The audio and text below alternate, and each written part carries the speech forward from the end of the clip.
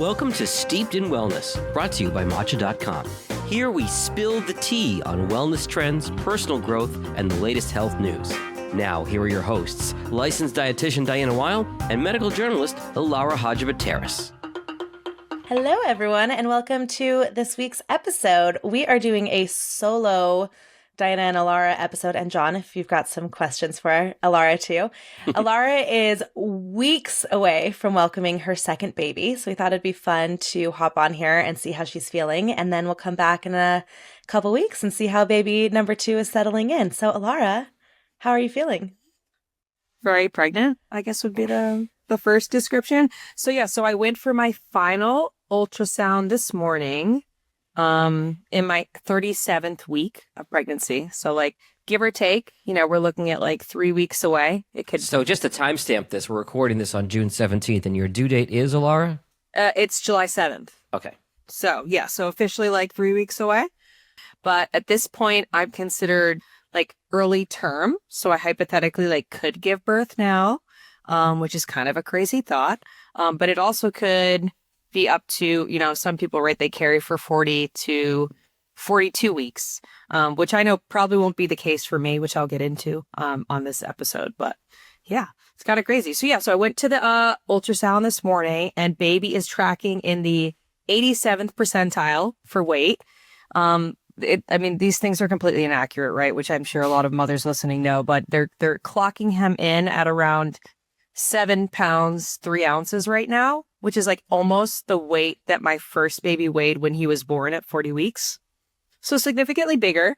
Like hypothetically, they say that like a baby in the last like month or two of your pregnancy, you kind of should be gaining like an ounce every day for the baby.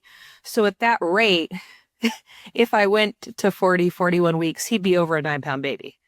Now, if you listen to our previous episode, Elara and Diana talk about their C-sections. Elara was hoping to deliver naturally this time. As you're talking about this baby getting bigger and bigger, I'm a little concerned for you.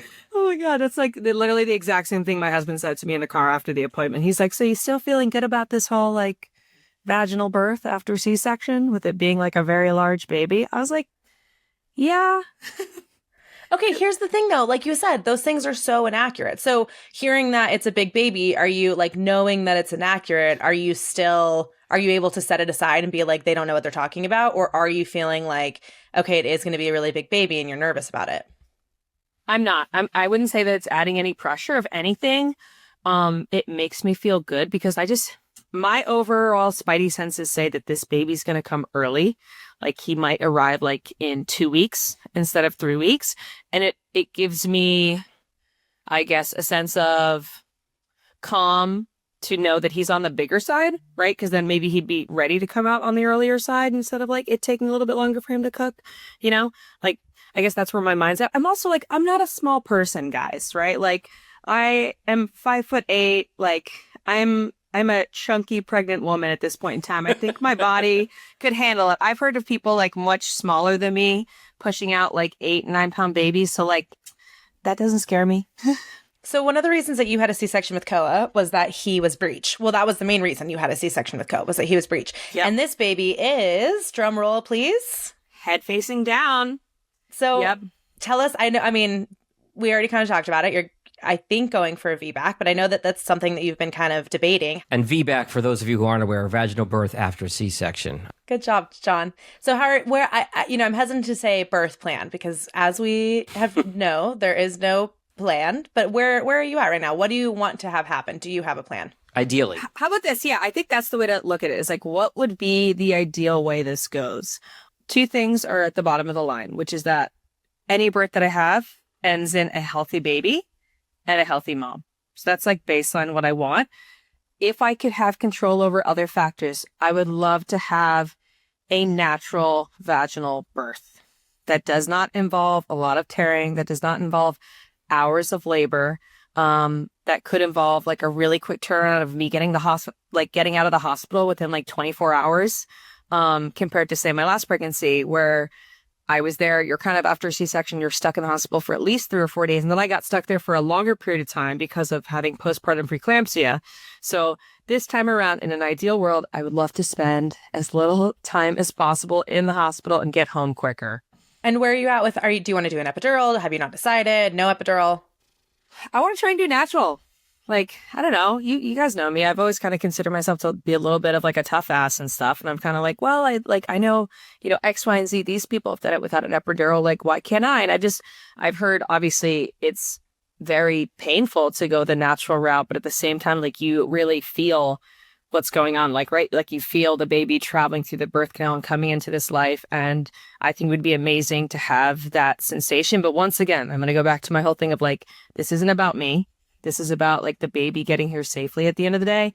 And like, if the doctor ends up recommending for whatever reason, like, it's going to help me to stay calm, to have an epidural, or like it is too much pain and I feel like I can't handle it in that moment, I'll do it. Like, I'm not going to place too much judgment on myself for it. The other thing I'm going to do is I'm 100%, as long as I'm like not super nauseous and like want to throw up from it, eat while I'm laboring. Because like there's all these old wives' tales where like they don't let you eat and they only let you like munch on ice chips like for 24 or 48 hours, which is crazy. And it's like the reason they have you do it is in case of like having to put you fully under to do like a totally emergency C-section. But like you're doing like the most exhausting like calorie what would the term be like? Yeah, you need a lot of energy. Calorie intensive, consuming the most calories, right? Like, and you're like chewing on ice chips. Like, no, thank you. Laura's got the large pizza on speed dial. She's like, I will say I felt that way too, Elara. And I mean, everyone is so different, but I was like, of course I'm eating during labor. That's crazy to think that I'm not going to eat. And then I did try to eat and I immediately threw up. So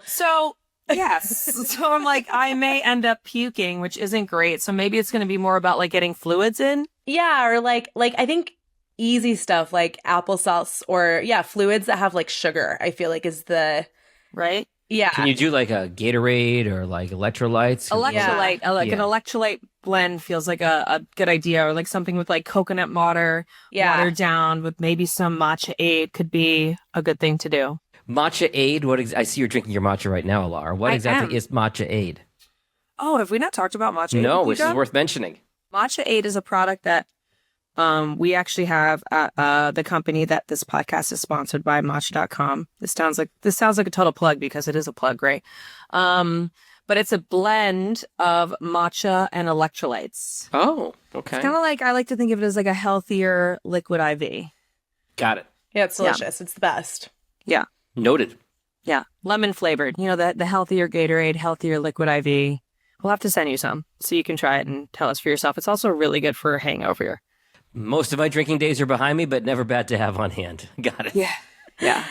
Okay, Laura, let's walk it back to the beginning. Okay. Your babies are going to be how far apart? 1.5 years. I just want to hear about like, how did baby number 2, where did you guys plan it? Did you not plan it? How are you feeling about that age gap? Take us back to the beginning. Back to the beginning. It all started. I didn't get my period back until around 6 months postpartum. And it's when I cut down my milk supply. I was producing over 42 ounces a day. And then I cut it back down to around 20 ounces a day. And literally within that week, I got my first period back. It was in July. And then I totally stopped breastfeeding by 7 months. So end of July going into August. And then I had, I guess, like 2 regular cycles, you would say, like August. The first one was like so weird. It like lasted 10 days. It felt like a lot. There was a lot of emotions. Then August, like normal, a week long for me. September, normal, a week long. And then October had my last period. Little did I know. And I had an app. I used this app called Natural Cycles, where I can see like, based on like whenever I get my pregnancy, you input like, okay, I started my period this day. It kind of maps out for you, like, usually how many days your period's going to be. And then like your safe days. So like if you're trying not to have a baby, like you can have sex during these days. Like you're very unlikely to become pregnant versus like your most fertile days, right? That works either way, whichever you're trying to or not trying to. Exactly. Yeah. And then like there's other, factors where the app, asked you to take your temperature daily, which like I have to just admit I was not doing. But that's like apparently like the most accurate way to go about cycle tracking and stuff. But anyway, so I got my period the first week of October, and then let's say my husband, Peter, and I had relations like a week later, which like is not, it's like not supposed to be it's not the fertile window, right? But it was for us. But you weren't tracking. You were just using the estimates. I was just using the estimates, and like, quite frankly, we weren't using any form of protection. Up until this point, I mean, for full disclosure, we were using the pull-out method, which like we used successfully. Like the first time around when I got pregnant, I stopped taking birth control like 6 months before I got pregnant, thinking like I want to flush this out of my system. And like we practiced the pull-out method that whole time and had no issues. And then literally the second time we had sex without using the pull-out method, Koa came into my womb and into this world. Much like Koa, his brother, first time, it was a one and done. It was the one time we didn't use the pull-out method.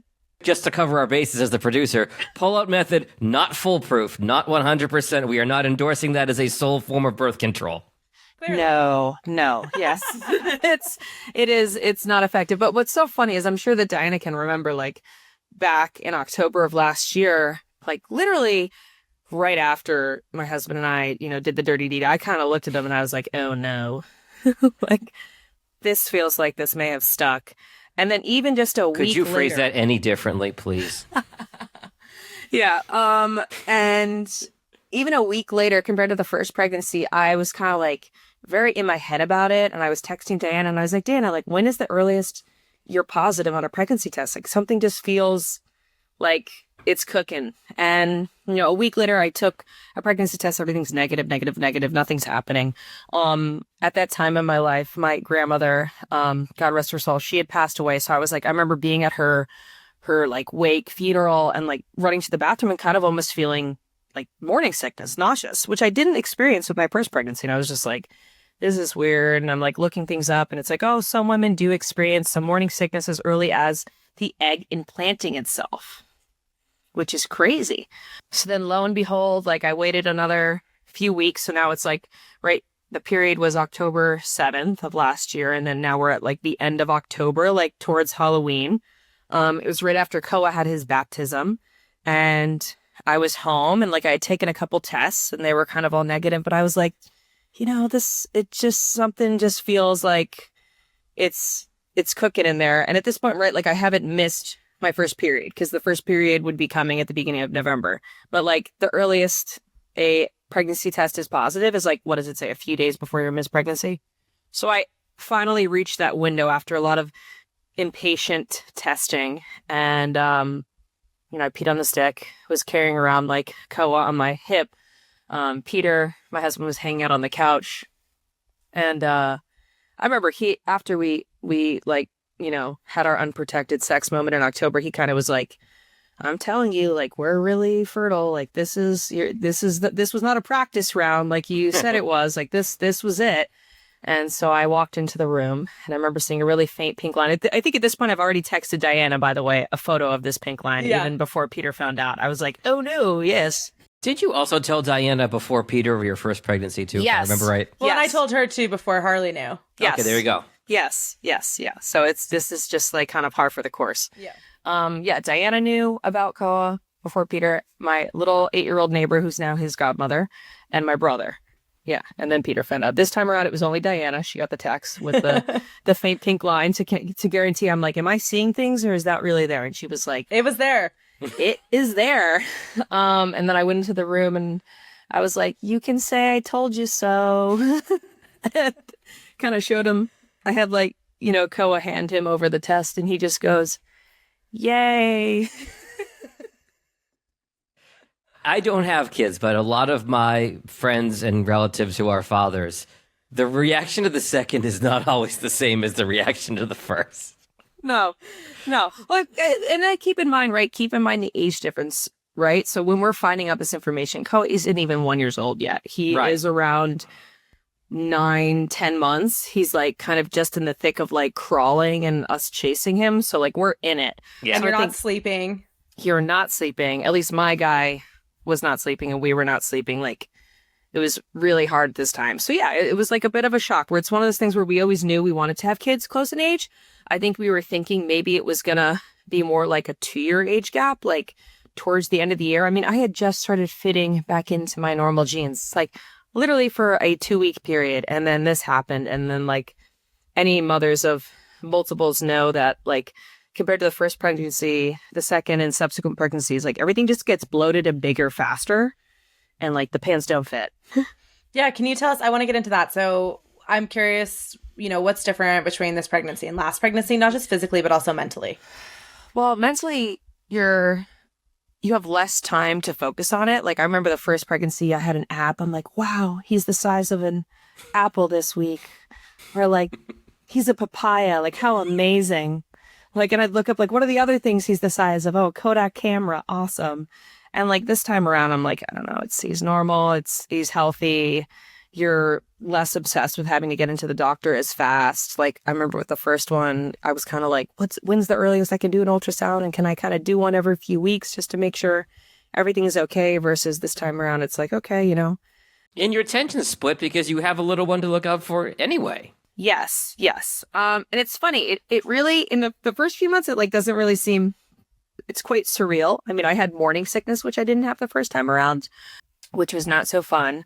And then as far as second to third trimester, I've had a lot of acid reflux, which I did not have the first time around, which is miserable. Like it used to be quelled by eating a lot of Tums, but like not even Tums can help me now. Like it's the worst. Yeah, and like everything. I got acid reflux last night from eating Crispix and milk. Like, wow. Yeah. Come on. Yeah, everything, John. It's a lot. But it's funny. It hasn't really hit me until the last probably few weeks where I've been looking at Koa and thinking, oh my God, like this is kind of my last time I get to make it all about him and like focus on my baby. Let's see if I can keep myself from getting emotional this time around. But, I look at him and I'm kind of like, he's not going to be my little baby anymore. Like he's going to be this big brother. And like, you almost take a step back and you question, you're like, you've put all of your love like into this first child that you're like, am I going to have enough like for it to go around for the second one?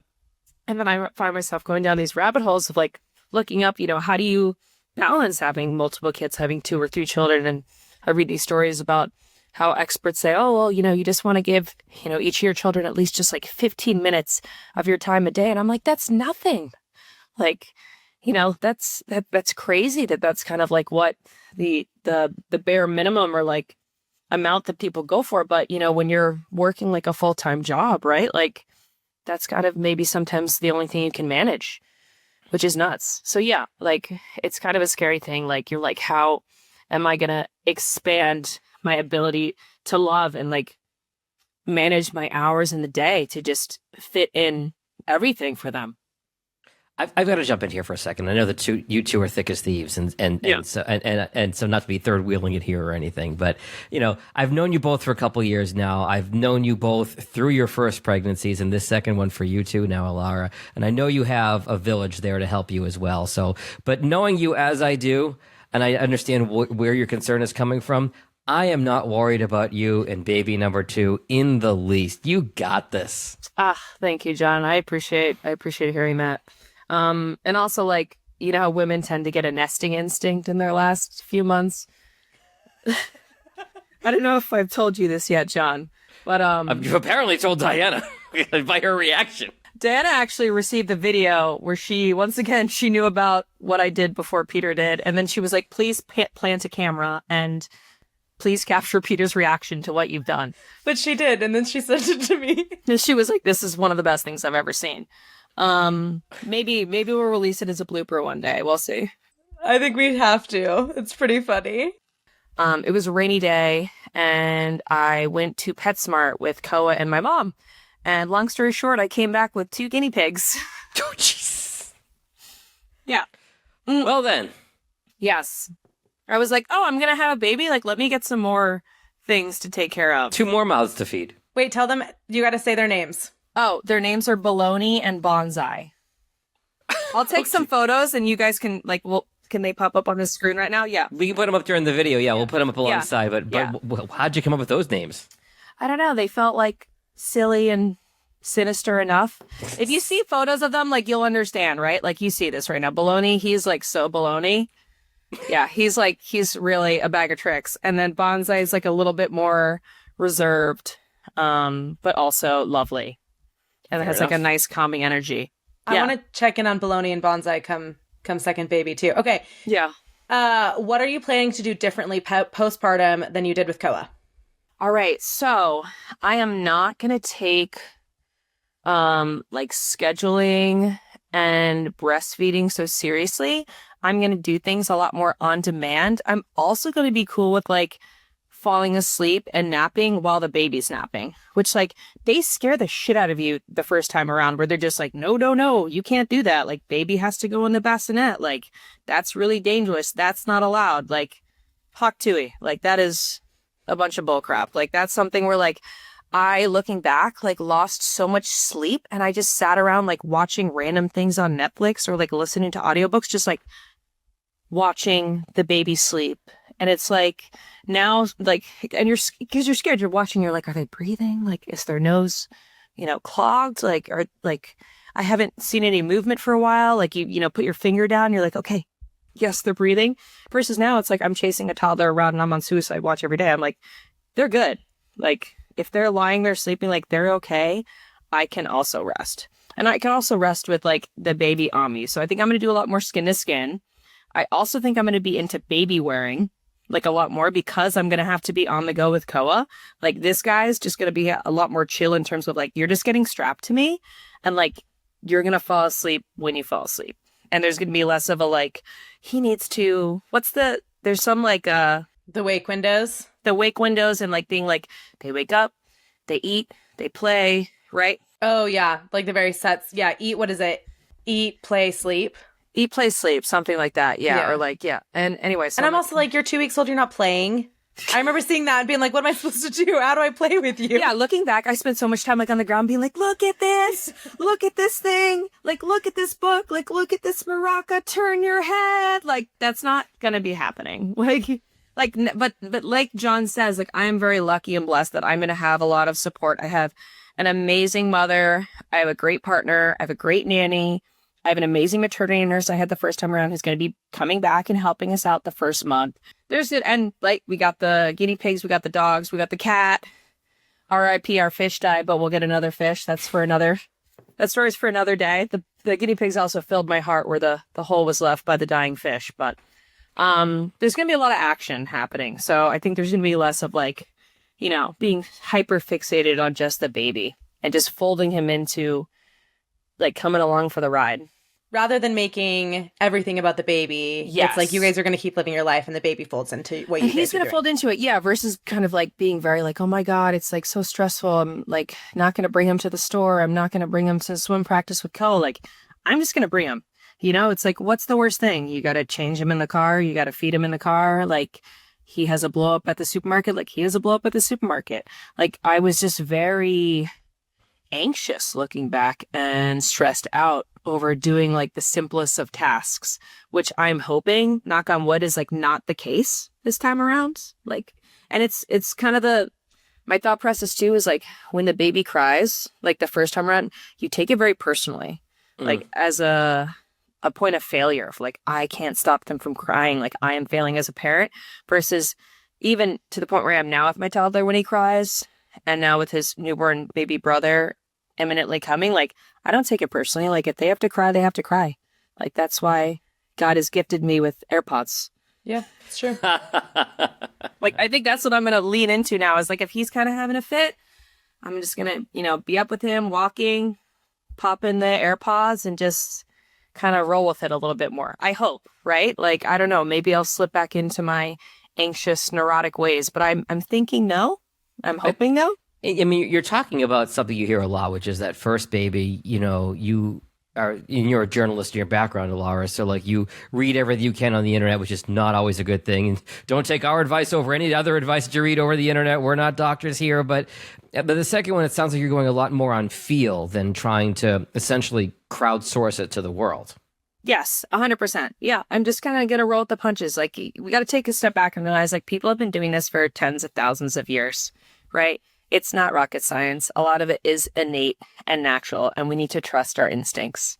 I'm not going to be hyperfixated with, like, sleep training and trying to get the baby to, like, sleep through the night the first month. They have no idea. They just come out of the womb. They don't know anything about circadian rhythm, and, like, that's okay. Like it's part of it. You got to lean into like the shorter wake windows and sleeping intermittently throughout the day. Oh, the other thing I'm also not going to take so seriously is breastfeeding. Like I was hyper fixated on I am this child's only food source.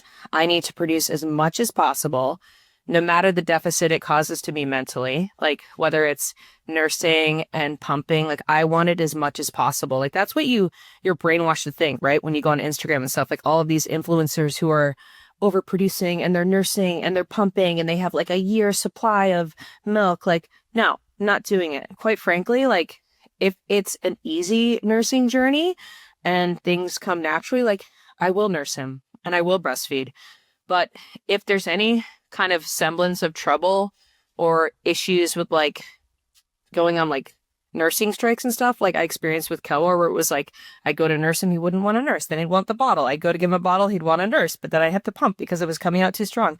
I'm not doing it. Like I'm very open to introducing like some combination feeding, like formula from the get-go. So there's less pressure on me as his only food source.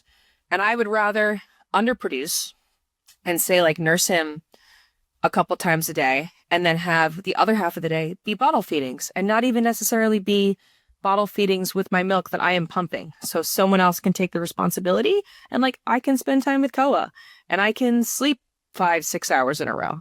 Yeah. You had a rough breastfeeding journey for sure. It was rough, but I think a lot of women have rough breastfeeding journeys, you know, and it's like something that's not talked about. And I've spoken to a few women, I told you this, Diana, in the last few weeks who have been really open and honest with me about like, yeah, like my second and third time around, like I just went straight to formula and it's been a game changer. And like, they're so happy for it. And I've been so happy to hear their stories and I find it very empowering. Not that I'm necessarily going to 100% go that route, but it's like important to remember like that is an option. Like we don't need to impose this, I don't know, like you're a bad mother if you don't go the route of breastfeeding. Is there anything else we want to cover like pre-birth? Because this is such a fun episode, right? We're going to like be pre-birth Elara, Diana, John, and then we're going to fast forward and see what I'm, you know, where I'm at in 3 weeks. I know. Anything else you want to share? Anything else that you want to, talk about? I don't know. Like Diana, we'll take some notes on this episode so we can know what questions to follow up with in the follow up after with? part. Oh, yeah. well, how about this? How about you guys? Okay, let's do a little over under. If July 7th is the due date, when do you guys think baby will arrive? What are we thinking size wise? Are we thinking blue eyes or brown eyes? I'm thinking it'd be the most compelling podcast ever if your water broke right now. Yes. I think it's going to be early. I think a couple days early. And I'm going brown eyes. Koa's weird. Koa's got bright blue eyes. No one in the family has blue eyes. I'm going brown eyes. Yeah. And I don't think that they're accurate on the weight. I think that he'll be like 8 pounds-ish. Yep. John? I will also say brown eyes. I will say early also. June, we'll call it 25th. Ooh. Oh, early. And which is like next week, by the way, just a reminder. Yeah, recording. Today's the 17th as we record this. A week from today. And I will say 7 pounds, 6 ounces. Ooh. Okay. Yes. I have no scientific basis for this. Again, I do not have kids of my own. I am pulling these numbers out of the sky, but let's see if I have the lottery numbers for this week. All right. I'm going to go, I think, around between June 29th to July 3rd. I think he's going to round it at around 8 pounds, maybe 8.5, but like 8 pounds. Like I do think that they're overestimating. I think he's going to be brown eyes. I think he's going to be hairier. Oh, because the acid reflux. That's what they say. Right. They say that acid reflux and heartburn has to do with hair. And apparently my mother says when I was a baby, I was born with like hair on my back. Huh. So I'm thinking he's going to look a little bit more like his mother. Yeah.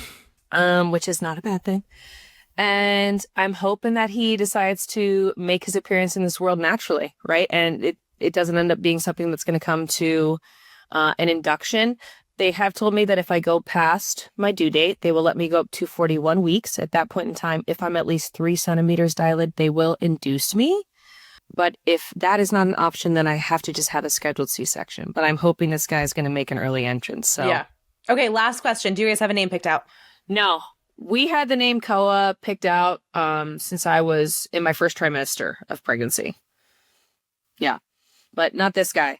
This guy, like, every night we go to bed, I'm like, Peter, these are, a couple names I came up with. And he's just like, nope, that's not it. It's not the name.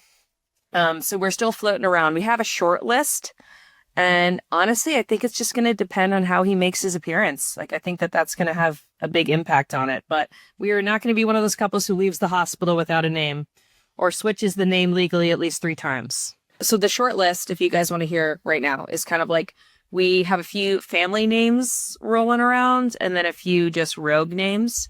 So popular ones at this point in time are... Are you okay? I'm totally fine with it. I'm not one of those weirdos who's like... Okay, is Peter okay sharing it too? Or? Peter's fine with it too, just making sure from as the husband here, just making sure, okay. Yeah, no bad juju for this. But basically some names that are floating around are Franklin, Jackson, Emmanuel, Maverick, ooh. Micah. Yeah, you like Maverick? If my water really breaks and he just comes in guns blazing, I think Maverick will be... Top Gun is one of my wife's favorite movies, so that got my attention. Okay. So you like that one, exactly. Atlas. Ooh. That's kind of been a late addition. Way to put the weight of the world on the kid's shoulders before he's even born. I know, right? Sorry, it's a terrible, terrible joke if you get the reference. I know. You know what's not on the list, though? What? Peter. No, it's not on the list, even though Peter wants it to be on the list, because my worst nightmare is having like a... I love my Peter. He's my one and only Peter. I don't need like a Peter Jr. or little Peter running around in my life. Okay, Elara, we wish you... I mean, listen, I bet you were texting me when I had my first contraction, so I'm sure I'll be there with you in spirit. But yes. For everyone listening, we are excited to catch up with Elara post-birth when she is no longer pregnant. Woo! See you on the other side when I'm sleep deprived without a baby in my belly. Yeah, fingers crossed everything goes well. Like I said, we just want a healthy baby. I just want to come out on the other side of it. Hopefully no postpartum preeclampsia this time, but we will let you know. Elara, on behalf of all the listeners and myself, we wish you the very best and can't wait to check in with you on the other side. Thank you. Hello and welcome back. We have Elara, who is 4 weeks postpartum, to share her birth journey and what life is like with 2 kids. Elara, welcome. How are you feeling? We're back. I feel tired. I feel good. Oh my God, there's like, it's hard to even encompass into, right, just like a few words, what the experience has been like the last few weeks compared to beforehand. And I know that, all you listeners out there, you heard my perspective from just like right before I had my second, and you don't know. You don't know until you're on the other side. That's kind of the first thing. I think the first question that I'm wondering, and probably our listeners are too, Elara, if you go back, you'll hear the story of your first childbirth and all the complications that came there. Maybe we should start there. How did it go? First off, I ended up having another C-section, which, as you know, I was not necessarily planning on, nor was I wanting to have a C-section, but he was measuring so big. I went in at my 40-week appointment, and he was estimated to be around over 9.5 pounds. So they were like, okay, so at this rate, if you wait around to have this baby naturally, and he takes his time, and like by each passing day, you could gain, let's just say roughly an ounce, you could be giving birth to a 10 to 10.5 pound baby, which quite frankly, they were like, he may not even fit through there. If he does fit through the downstairs, door, like, everything is going to get ripped. And there's a really good chance that he ends up with like shoulder dysplasia or like a broken clavicle and issues there. And then you're needing to go through rehab with, a 1 week old, which, one can imagine is not the most fun experience. So I caved, I guess you can call it caving. But I went with the safer route for myself and baby. And I decided to schedule a C-section 3 days after, like, I got that news. And it was one of those things where those estimates can be really off, right? Like, they were estimating Koa was a lot larger than he was. Like, they were thinking he was like 8.5 and he ended up being 7.5 pounds. This guy, they were on the money with their estimation. They were thinking he was going to be 9 pounds, 11 ounces. He came into this world at 9 pounds, 9 ounces. So I want to back Elara here for a second because I don't think that that's caving. And you went into some of your appointments, I think at your 39-week appointment or your 38-week appointment, and they had some concerns about your blood pressure. And I don't think that putting the health of yourself and your baby first is caving. I think that if anything, it's that you really wanted to have a VBAC and you listened to your medical team and you did the thing that you didn't want to do because that's what felt like the right choice. So I don't think that that's caving. Thank you. I appreciate that. Yeah, it's hard. I mean, obviously I just used the word caving, but then like when I reflect on it, yes, it was my blood pressure. It wasn't at an alarming rate. Like I wasn't testing positive as far as any of the urine tests for preeclampsia, but it was creeping up.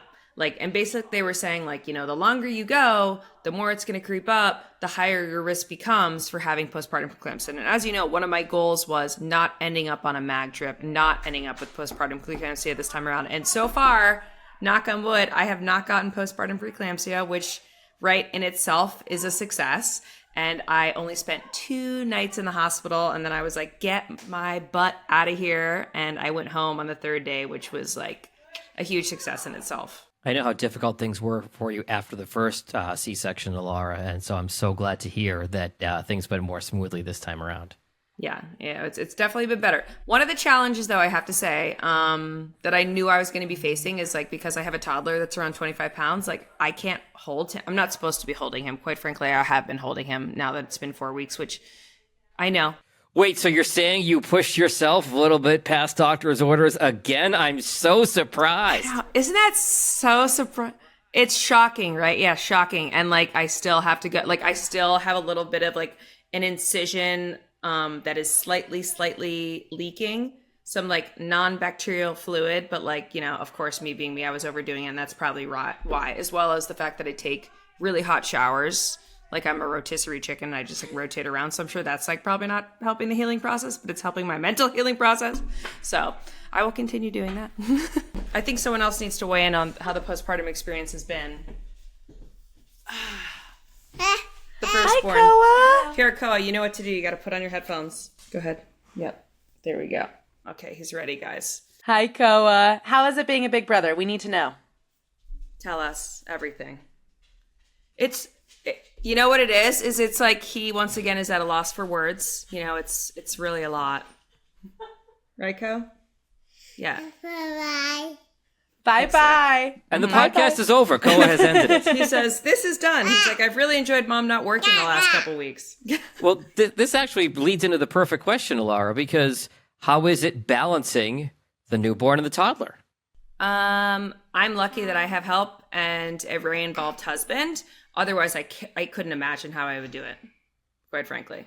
But it's a lot. Like he's actually been very good with the whole having a little brother around. There's been a handful of times where he's come in and I've been nursing, or he's just woken up for a nap where like he really wants me to hold him and I can't, or he like doesn't want me to be nursing his brother and he's kind of like trying to pull me away. And that's when it's hard. It's like he's crying, his brother's like eating or crying, he's pulling my hand one way, I'm holding a baby in my other hand, I can't even physically get up.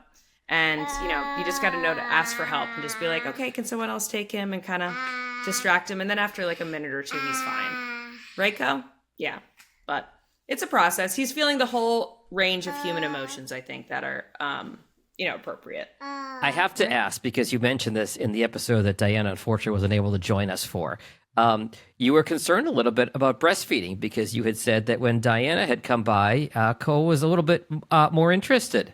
Okay, so luckily he has not. I know. He is not. He's showing a lot of interest in the podcast right now. All right, sir, I'm sorry. I think you're going to have to exit stage left. See, once again, thank God we have help. Bye. I know. Okay, let's go. So, yeah, he was kind of like, looking at my boobs and was like, huh. And I was like starting to feel like, okay, I'm going to start wearing a top when I shower with you and I take baths with you because, I don't want to pique any interest in him. Anyway, so he watches me nurse and he's been fine with it. The times he's gotten upset is when I used a haka. For the listeners out there who don't know what a haka is, it's basically like a passive kind of like breastfeeding milk collector you can put on one boob as like the baby nurses on the other boob.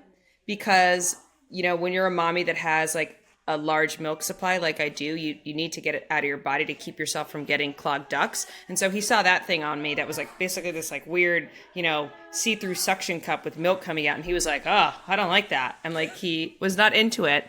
But then like after like 2 weeks, he would come into the room and I'd be laying in the bed and he would grab the haka, which I would keep like on this little table above my bed. And he'd come over and like try and pull down my bra and like put it on my boob for me. He was like, here you go. Like, let me help you with this process.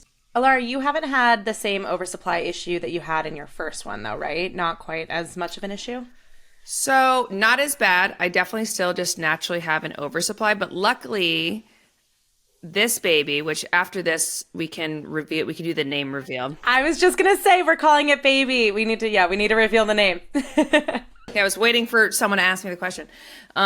He is not as demanding as Koa was at the boob. Like he wouldn't like ask for it very strongly, because when you ask for it strongly, then it's gonna come strongly. And then like Koa would like get upset and then like was a big vomiter. So this guy, like when it comes, he asks gently, and even when it comes strongly, he just pulls himself off and is kind of like, oh, that's a lot.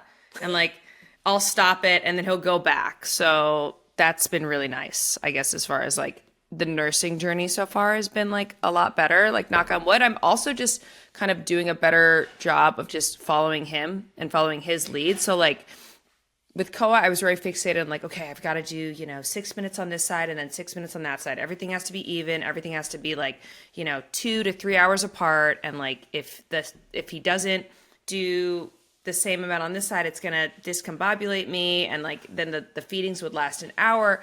I'd be getting anxious and stressed out. Like Koa would be getting anxious and stressed out and crying. I'd be trying to force him back into my boob, even if he was falling asleep or wasn't interested. And I'm just not doing that this time. I kind of like put him near me. And if he latches right away, great. But if he shows any kind of discomfort or just disinterest, I'm like, okay, he's not interested. I'm not going to try. Something you've said previously, Elara, is that with your first, it was more along the lines of everything by the book and do everything I'm supposed to do. And with the second, you're more going on feel and instinct as opposed to you have to do this, you're supposed to do this. Yes, absolutely. I'm just literally going with the flow, pun intended for milk flow. Yeah. Okay, Elara, let's do the reveal. So, baby number 2's name is Archer Kai Hodgpateris. And how did you come up with the name? So there's a song called Marry Me Archie that Peter has always liked and has kind of been like one of our songs, like our couple songs. So I always liked Archie, but I never liked that as a full name because it felt more like a nickname. And also Meghan Markle and Prince Harry named their son Archie. And I kind of, a little part of me was like, well, I don't want to name my son the same thing as like Meghan Markle. No offense to her. I just was like, it's a well-known thing. And I was like, I want it to be a little bit more unique. So I was thinking of different iterations and Archer just popped out to me. I liked it. 2 syllables, easy to pronounce. I don't know, straight shooter. Like I liked the meaning behind it. And then coincidentally, Diana, did I tell you this the other day, maybe when we were talking? So I've been reading a book series called Zodiac Academy, one of my many lovely smut series that I enjoy.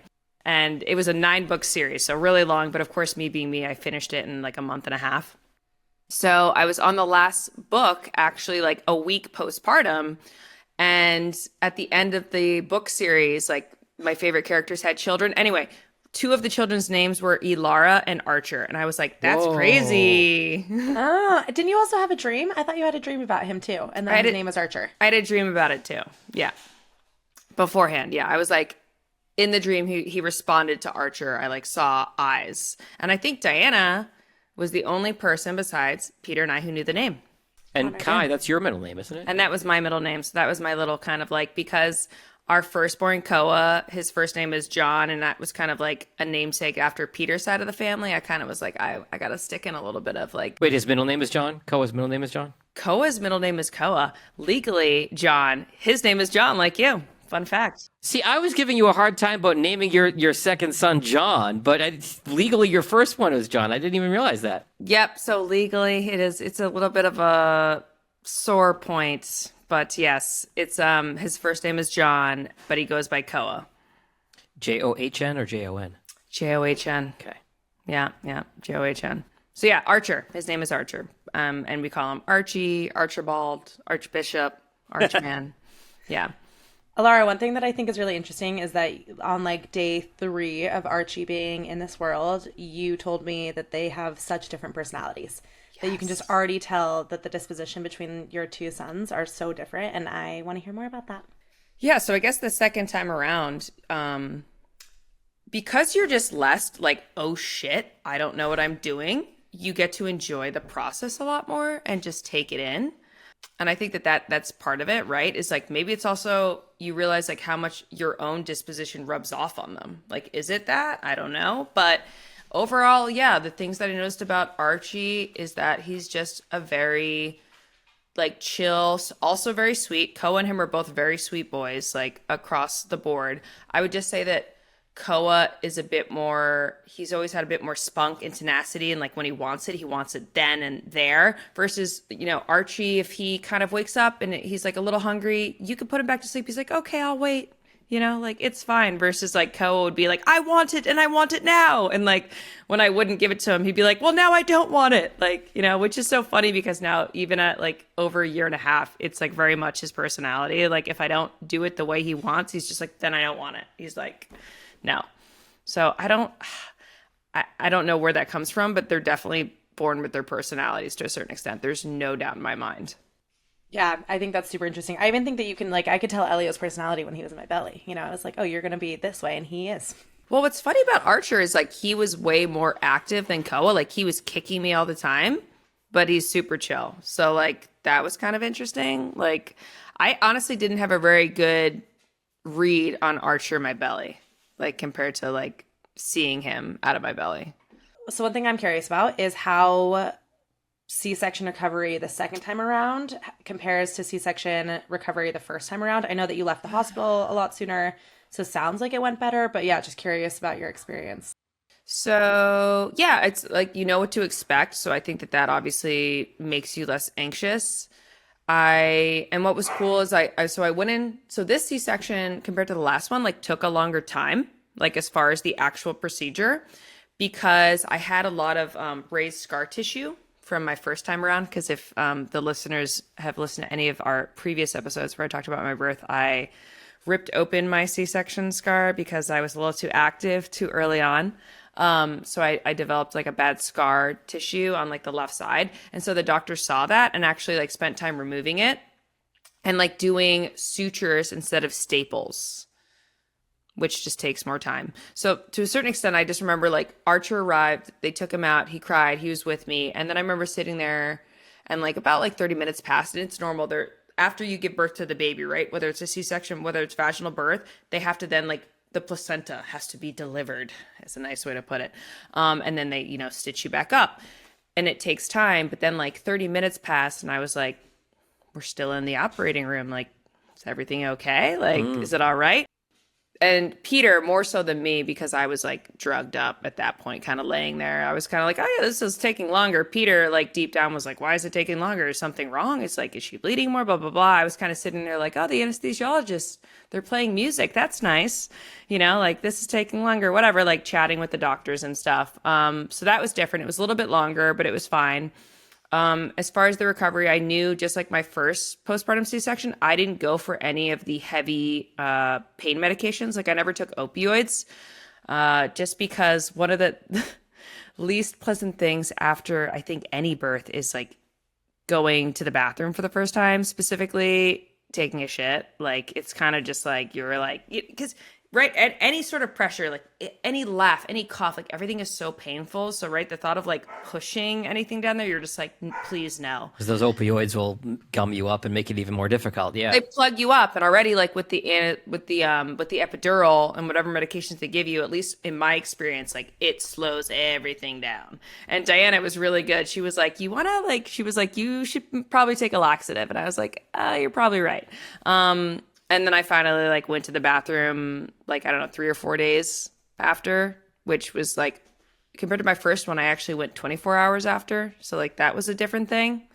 And it took like a lot more laxatives. Like last time I didn't take a laxative. So like not sure why that happened, but like I'd imagine if I had taken opioids of any kind, like it would have prolonged the process. And like you're already feeling swollen and not so great. And just imagine having like, you know, 5 to 6 days of like food in your body, like plus like your shrinking uterus. It's not so great. So I know you're only 4 weeks in, but what do you feel like is harder, going from 0 to 1 or 1 to 2? 0 to 1 is harder. Well, you know what it is? Like I said before, is I feel like compared to the first time, where at least for me, I was very just like, oh shit, what am I doing? I don't know how to like put a sleeve on his hand without hurting his little hand. Like, how do I change a diaper? That was so stressful though. Right? And so this time around, I'm like, I know how to do it. I know how to change a diaper. Changing a newborn diaper, and you can attest to this, Diana, so much easier than a toddler alligator. Like, not comparable, where I'm literally chasing him around and doing it while he's standing. So, you know, everything I think feels a lot more approachable and easier. That's being said, I cannot imagine doing this as a single mother, because so much of the process has been like divide and conquer. It's like, okay, you take Koa, like I take Archer, right? Like, you know, you take the dogs, like this guy's sleeping. It's just kind of like you're always doing something. You are always busy. That being said, when I am in the process of just like feeding Archer or trying to get him to take a nap and stuff, it's so much more of an enjoyable newborn bubble versus like, am I doing this right? Like, I'm just enjoying it. I'm like, wow, this is really nice, compared to just like, you know, chasing around my feral toddler in the backyard, like stopping him from picking up dog poop. Like, this is very enjoyable. So you've got, was that your mom that was on camera earlier? That was my mom. Yep. And then you've got your husband, and then you've got other help too? I have, yeah. So I have a nanny who comes during weekdays, from 6:30 a.m. to 4:30. So it's great because my mom or Peter kind of have been handling like the nighttime routine for Koa, like before bed, and like if he happens to wake up in the middle of the night or something. And then, you know, if he wakes up early in the morning, which he usually does around like 6 a.m., then they, you know, kind of get him up. And then Katie's here, who's our amazing nanny. And then she kind of like whisks him out of the house for a couple hours out of the day. So it's a little bit more quiet. He wasn't like constantly watching me, like nursing his brother, which like the first week, it's just like on demand, like all the time. Like they're basically constantly nursing. They're doing it really slowly. They're literally like on your boob for 40 minutes. So like, I didn't want him around that like too much. So that's been huge, is like having the help to just pass around the hot potatoes, you know, and just give yourself some time and some grace. Yeah. There's a lot less time for just like Peter and I alone. It's kind of like once both of them go to bed, which tends to be around like between 7 and 8:30 p.m. It's kind of like we have like an hour, and you're just so exhausted that you're like, I need to go to bed. Like if I want to get any semblance of sleep, like I need to sleep by like 10. So I get like a good chunk. Yeah. That I think is that's the part that scares me the most. Not scares, but just as, you know. And you need to actively, I think, you're just, yeah, there's a lot of stimulation, and a lot of hands wanting you, I guess, compared to the first time around too, right? Like, cause it's not only Archer who is needing me, it's also Koa who is needing me, it's also like Peter who is needing me. So it's just like a lot of hands, like mommy, mommy, mommy. I have like the dogs, the cat, the guinea pigs. It's a lot. So just, I have learned that it's really important, like at least once a day, that I kind of have to do like a reset for me, you know, even if it's just 10 minutes. Like I like to go to the bathroom at a baseline, you know, me, face care. I like to at least like wash my face, brush my teeth. Like, you know, if I get to take a shower, great, you know, change into some fresh outfit, like not smell like, you know, my hormones are raging. Which, by the way, do you remember this, Diana? Like when you first start nursing and stuff, like your deodorant suddenly stopped working, John. You're stinky. You're just stinky. And sweaty. Yeah, and you're sweaty. And then you convince yourself, you're like, the baby likes it. I can't wear deodorant. And everyone around you is like, can you please wear deodorant? And you're like, it doesn't work anymore. But there are choices. Like for those out there that also may need some deodorant as stinky mamas, Mother's Earth makes a really good ginger one, or citrus. Oh, I love them. I like that brand a lot. That's a good brand. Really good brand. They also make an amazing nipple salve too, which I highly recommend. I have to ask, in the after portion of this episode, what has surprised you the most over the last 4 weeks? My capacity to love more people. Because I think part of me, like, right before Archer came, I was like, how am I going to expand? Like, how am I going to have enough hours in the day to just fit everyone in? And it's like, it expands. Like, you adjust somehow. It's amazing. Honestly, since having Archer, I think my love for Koa, for my family, for Peter, it's grown. Like you have even more love to give, which is amazing. I blame the hormones for my tears right now. You hit my really heartstrings, John. But Yeah, yeah, it's really it's just sweet. like I just feel like, even compared to the first time around with Koa, like I'm even more loving. I'm an even more loving mother than I was before. So that's pretty amazing. Yeah, surprise. I love that. That was a really good answer. Thank you. Okay, as we wrap up, I was hoping that you could do a just you wait, but a positive addition for anyone who is expecting or wants to have a second child. Yeah, so just you wait for when you're in the newborn bubble and watching, your husband or your partner with your toddler. Just you wait for like how much your love expands and your heart triples in size. Just you wait for how much more you appreciate what your body does and what it goes through, and how much more patience and grace you give yourself in the postpartum. Just you wait for how much more you're willing to ask and accept help. And just you wait for that newborn smell and those little kisses and seeing your toddler like give your newborn baby a kiss. It's like nothing is better than that. Oh, you can't see it because I'm hiding it well, but you got me tearing up over here. Yeah, it's rubbing off. It's rubbing off. But yeah, I mean, there's so much that's waiting on the other side that's you can't even begin to imagine. That's amazing. Yeah. Well, thank you for sharing and being so vulnerable. And you got me really excited about maybe entering that world too. So I just appreciate you coming on here and sharing your story. And I can't wait to meet that baby. I haven't met him yet. For listeners who don't know, Diana and her husband Harley are the godparents of Archer, and they have been his godparents since he was, like the size of an avocado, maybe smaller. So he's very excited to meet you. For any other listeners who might have questions on the postpartum journey, we're definitely going to be doing an Ask Me Anything on our Instagram, which is Steeped in Wellness podcast, where you can find us. If you don't already follow us, I highly recommend following us to just kind of get little tidbits into our day-to-day life and clips from other episodes to inspire you to listen. But yeah, if you guys have any other questions, feel free to ask. We'll be doing that soon. And tune in next week for another episode of Steeped in Wellness. Sip, savor, and live well with new episodes of Steeped in Wellness every Wednesday. Follow our show for free on Apple, Spotify, YouTube, or wherever you're listening right now. Leave your questions and comments below. Find us on Instagram at Steeped in Wellness Podcast, or for more, click on matcha.com.